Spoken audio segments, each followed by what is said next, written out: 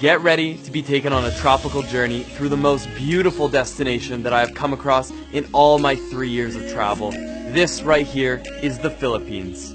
Cresta de Gallo. This is going to be an island that 95% of you have never heard of before.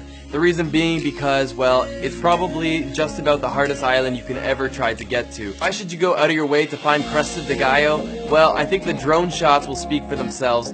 When you show up on this island, you feel like you're on Castaway. You feel like you are stranded in the middle of nowhere. We were fortunate enough that day to have had the sun on our side, and we got a remarkable sunset. We watched it on this narrow white sand beach. Cresta de Gallo is for those who are willing to go the extra 1,000 miles to see true beauty. Number 9 is one that most of you know very well and have seen on your Instagram as it's currently blowing up, and that is beautiful El Nido. El Nido is one of the most talked about destinations in all of the Philippines, and with that being said, that's why it's not making the top 3 and not even the top 5. Incredible, dramatic limestone mountains just jutting out of emerald blue waters. It really makes no sense how everything that's beautiful is in one place, but that is what El Nido is all about. There's one other thing that you cannot miss if you go to El Nido, and that is the beach called Nacpan, the most beautiful beach in the entire world. Number 8 is the island of Bohol. Bohol is one of the most diverse islands you will see. High-end hotels, hostels, everything is here in Bohol, and that is one of the reasons I love it so much. And in the more southern tip of the island, you have Alona Beach, and this is probably where I would recommend you stay. All sorts of different hotels and accommodations. Pretty good food, pretty good nightlife, and it's a great place to start your day trip if you're going to be doing the Tarsier Chocolate Hill day trip. That can all be done in one day. Now, number 7 is definitely for all you lovers out there. This is the secret hideout of Palawan.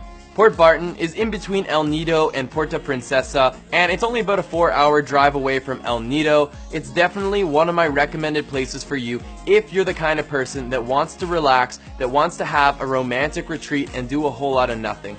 How I best describe Port Barton is candlelit dinners on the beach and lights out by like 9 p.m. For number 6, I'm actually going to do a 2-part because these 2 islands are very close by and they would definitely make an incredible trip. But let's start it off by talking a little bit about Tablas, a place that is literally so unknown that I have to say I feel a little bit proud that I even found it. Tablas is a dormant but beautiful island. It's made for you to explore. Bring your friend, get a scooter, and go explore this island because it has so much to offer.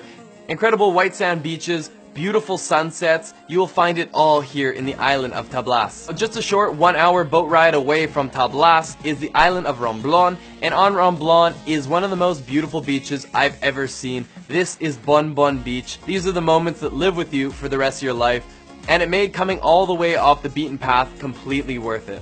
With that being said, it's actually not that hard to get here. Even though these 2 islands are definitely off the main tourist path, they are actually super easy to get to. Number 5 is the extremely underrated Dumaguete.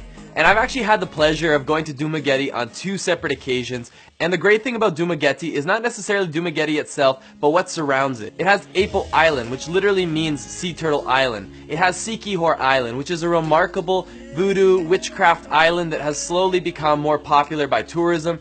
It's also relatively close to one of my favorite discoveries in the entire country, known as Manjuyud Sandbar, or as I tried to coin it, the Maldives of the Philippines. Number 4 is Bantian Island, one of the islands I love most in the entire world. This is like Boracay before Boracay blew up. Bantian's not exactly the easiest island in the world to get to, but the slight challenges that come with getting there are 100% worth it. A couple of the notable locations on the island are this abandoned building here, right on the water, and in typical Philippines nature, we have got some incredible blue water with the saturation on full boost. It's definitely a very relaxing island, so enjoy a world-class sunset in one of my favorite islands in the entire world. The bronze medal, number 3, is going to Barian. Nothing but beautiful blue water that's formed its way through the rocks. You can do some incredible cliff jumps into the canyon. The water has even eroded away at some of the rock, and it's made for some crazy water slides that go right into the refreshing waters. Now, you'd think this would be the end of the experience, but there is actually a cherry on top, and that is at the very end of the canyon, you arrive at what is the greatest waterfall that I think I've ever seen. This right here is Kawasan Falls, also known as the Gatorade Factory. Weather dependent, when you visit, the bluest of waters will be flowing into this little area at the very end. and this is the result. It's definitely becoming a bit more of a mainstream destination, so try to coordinate and figure out the low times to visit, but even if you have to share it with other people, this is still an unforgettable experience. Number 2 is going to the dreamy island of Coron. Look at these drone clips, look at these lagoons, look at this water. It is very similar to what you saw in El Nido, but the remarkable thing about Coron is that it's not as busy as El Nido. So everything that was great about El Nido is here, but with less tourism. There are 3 main things that you must do in Coron, and the first 2 can be done in one day trip. There's actually a shipwreck and Pass Island day tour, where you start off the day by free diving into a sunken Japanese warship, if you can hold your breath long enough. And secondly, you end off your day here at Pass Island, one of the most beautiful islands that I think I've ever seen. Nothing but beautiful white sand beaches surrounded by cerulean blue waters and a whole lot of nothing to do. And the third thing that everyone will end up doing if they go to Coron is of course the lagoon tour. The lagoons here are out of this world. There's many island tours that are offered, but the one that I took me to these beautiful lagoons. It took me to the incredible Calagiman Lake, and they even showed us a secret lake where we had to swim under one of the rock structures to access. Number 1 goes to the unbelievable island of Siargao. Siargao, also known as Cloud 9, is surfers' paradise.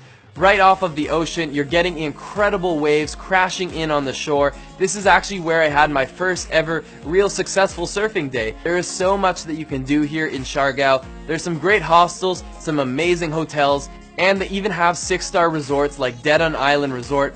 There's the emerald green Sugba Lagoon, the incredible rock pools of Magupunko, one island that's surrounded by other beautiful islands. There's Naked Island, which, by the way, it's probably frowned upon to be naked there. There's Guyam Island, and several others that will all be fit into your island hopping tour, so that's for you to explore and find out. Good nightlife, chilled vibes, all in one place. This is Siargao, and that is the reason it is my number 1 must-see place in the Philippines.